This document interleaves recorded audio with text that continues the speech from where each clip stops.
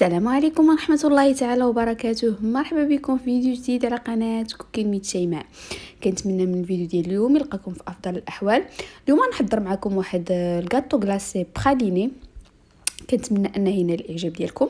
الا كنتوا اول مره كتشاهدوا القناه ما تنساوش الضغط على زر الاشتراك وفعلوا الجرس باش يوصلكم كل جديد، والا كنتم من المتتبعين الاوفياء فتعليقاتكم ولايكاتكم كيشجعوني. بلا ما نطول عليكم خليكم على المقادير وطريقه التحضير. عندنا 80 غرام ديال الشوكولاته نوعيه جيده، 50 غرام ديال المكسرات، 50 غرام ديال الزبده الحيوانيه، 30 غرام ديال السكر، 50 غرام ديال الدقيق مع معلقه كبيره مملوءه جيدا كاكاو وبيضه. غادي نضع الشكلاط مع الزبده في واحد الاناء وغادي نخليهم في حمام مريم او في الميكرووند. كناخذ واحد البول كندير فيه البيض، غنزيد نضيف عليه سكر سنيده وغادي نخلطو مزيان غير بالطراب اليدوي حتى كيتغير اللون ديالو. هاد الكاطو بخالينا غادي بلاصه الجينواز غادي نستعمل فيه البغاوني، كيجي معلك واعر صراحه، كيجي رائع. خاصكم تجربوه. هنا بعد ما داب لي داك الشكلاط مع الزبده كنضيفو على داك البيض وغادي نطرب مزيان المكونات حتى كيندمجوا مع بعضياتهم. شوفوا كيش كيولي القوام ديالو. خديت دوك المكسرات اللي هرمشتهم، انا درت اللوز والقرقاع. نتوما يمكن لكم تستعملوا اي نوع عندكم، البندق، القرقاع، اللوز، غير هو ردوا البال القرقاع راه دغيا كيتحمر، غير كنصهدوه ما كنحمروهش. هنا ضفت داك الدقيق والكاكاو. بالنسبه للمقادير مضبوطه حيت نقدر نغلط في شي مكون ولا شي حاجه، غنخليهم لكم في صندوق الوصف. بعد ما خلطتهم هذا هو الشكل ديال القوام، راه كيجي ثقيل شويه مع داك الشكلاط، كيجي ثقيل. خديت واحد الاطار اولا المول اللي عندكم، انا درت ليه ورق ديال الطاي حيت مفتوح من التحت. غادي نوزع فيه داك الخليط ورجع معكم. هنا بعد ما وزعت الخليط غادي ندخلو للفرن. بالنسبه للفرن انا طيبته في فرن ديال الغاز، خدا معايا 10 ديال الدقائق. 8 ديال الدقائق درتو الفوق وهبطو 2 دقائق لتحت، راه دغيا كيوجد. والطبقه اللي كتكون من التحت هي اللي كنديروها في الكاطو من الفوق في الواجهه. الصراحه راه كيجي المذاق ديالو خطير جدا. كنصحكم انكم تجربوه، انا متاكده انكم غادي ديروه وتعاودوه. من الاحسن ما تشريوه من الزنقه بثمن اللي كيكون غالي. عندي هنا 80 غرام ديال الفويتين، و45 غرام ديال البراليني، و45 غرام الشكلاط بالحليب ومعلقه صغيره ديال الزيت. بعد ما ذوبت الشكلاط درت عليه معلقه صغيره ديال الزيت وضفت داك البراليني. انا هنا استعملت براليني ديال اللوز. نتوما يمكن لكم تستعملوا ديال البندق اولا ديال اللوز اللي كيعجبكم على حسب الذوق ديالكم. انا ديال البندق كيجيني شويه مجهد، داكشي علاش استعملت ديال اللوز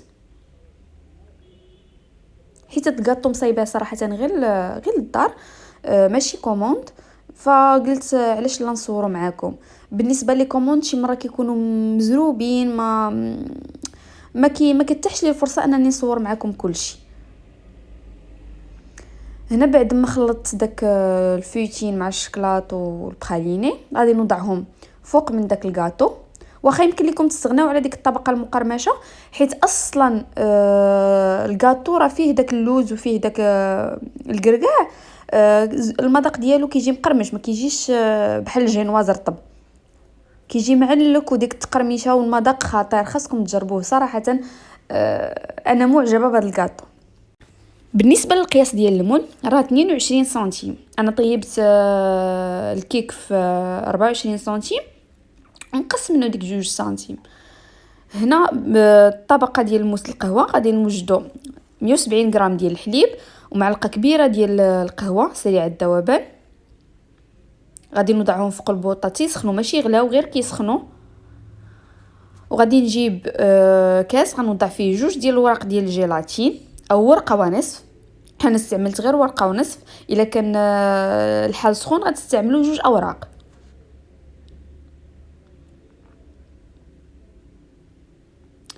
خديت واحد الاناء غنوضع فيه اصفر بيضتين مع 100 غرام ديال السكر. بالنسبه للسكر يمكن لكم تقسموه على جوج، النص ديروه مع البيض والنص ديروه في داك الحليب مع الكريمه، عفوا الحليب مع معلقه ديال القهوه. هنا بقيت كنخلط حتى كيتغير اللون ديال الاصفر البيض، كيولي غادي البياض.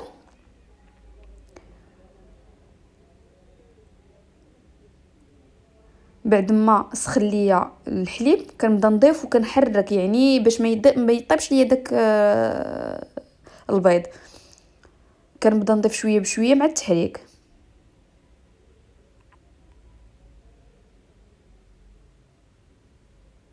صافي بعد ما ندمجو غادي نرجعهم في كاسرونه وردهم فوق البوطه. بالنسبه للوقت راه ما كياخذوش الوقت بزاف، انا وضعتهم غير واحد 3 دقائق فوق البوطه. غنوريكم الطريقه كيفاش كتعرفوا ان راه ديك الموس ديال الشوكولات واجده. شوفوا ملي كندوزو يدينا هكا وسط من سباتول ما كيتلاقاوش لينا دوك جوج خطوط.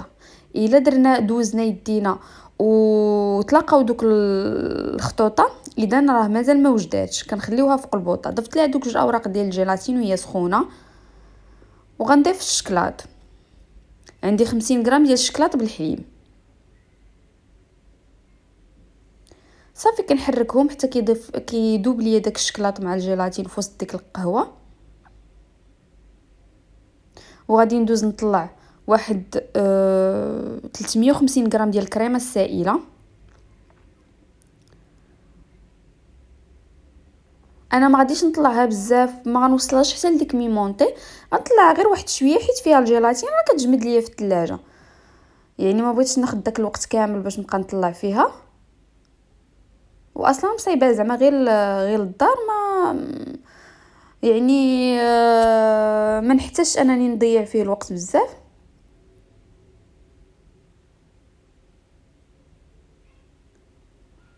شوفوا كيفاش كتجي، راه دغيا دغيا كيوجد وما فيش بزاف ديال ما كياخذش منكم بزاف ديال المجهود وبزاف ديال الوقت. هنا بعد ما خويته في الاطار او فوق داك الكيك والطبقه المقرمشه غادي ندخلو للثلاجه. غنخليه ليله كامله اولا ديروه في الصباح وخدموا به بالليل. هنا غندوز للكلاصاج جوج ورقات ديال الجيلاتين، 50 غرام ديال الماء و50 غرام ديال الكريمه السائله، في 75 غرام ديال شوكولاته بالحليب، و80 غرام ديال السكر.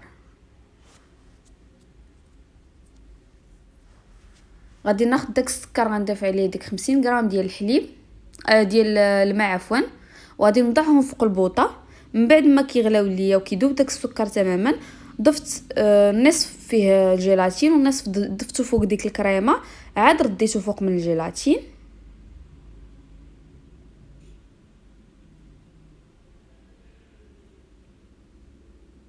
بعد ما كتندمج ليا المكونات غادي نضيف فوق منهم داك الشكلاط وغادي نحركو حتى كيذوب. بالنسبه للطبقه الا بغيتوها تجيكم لامعه فخاصكم تخليوها حتى هي ليله كامله وكتعاودوا تذوبوها فوق حمام مريم. انا استعملتها كيف قلت لكم راه غير للدار، استعملتها نيشان وما كانش عندي الوقت بزاف.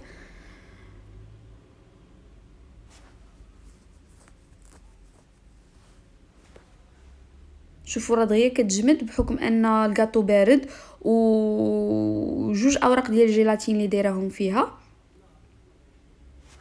كتاخذ 10 دقائق كتكون جمدات. هنا غادي نحيدها من الاطار، غنحيد الكاطو ديالي من الاطار.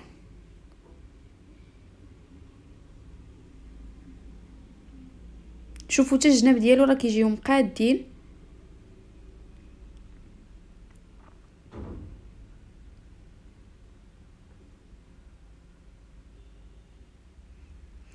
هنا غندوز باش نزينو. انا التزيين كيبقى اختياري، زينتو بشويه ديال البندق.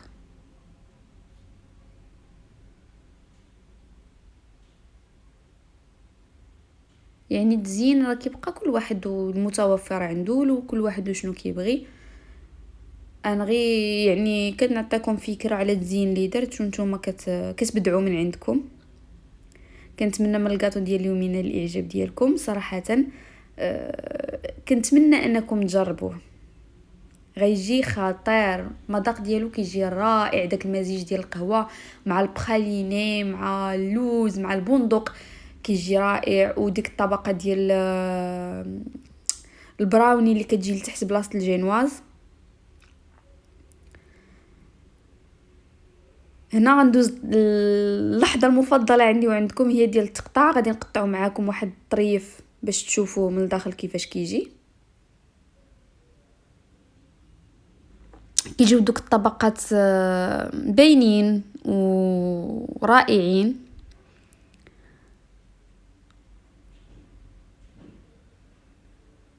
كنتمنى من الفيديو ديال اليوم ينال الاعجاب ديالكم، وما تنسوش تشجعوني بلايكاتكم وتعليقاتكم. نقول لكم سلامه، نتلاقاو في فيديو اخر ان شاء الله.